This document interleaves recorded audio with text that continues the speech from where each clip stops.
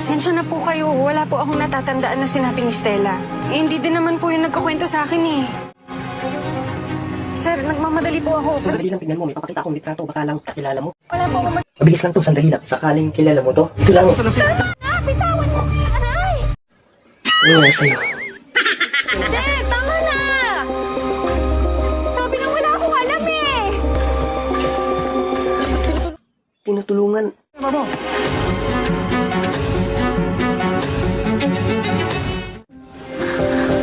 Magalang. Ano pa ka na? Sir, Sigak ka nga! Sir, tatanong lang. Sir, tama na! Nagkataon lang po na nagkita kami dito. May tinatanong kasi siya eh. Tapos na yung investigasyon mo, di ba? Bakit kinukulit mo pa rin si Mila? Hindi totoo yan. Tama siya sa Aidan. Nagkataon lang na nagkita kami. Nagtatanong lang ako sa kanya. Idaan mo sa tamang proseso. Kumuha ka ng court order kung gusto mo siya kausapin, hindi yung...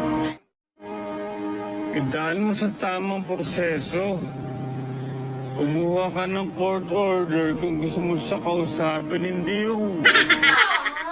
Bigla kang sumusulpot yan. Sir, nandyan po si Ma'am Presyo sa loob eh.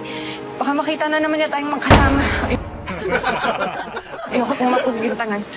Sige na po, mauna na po ako.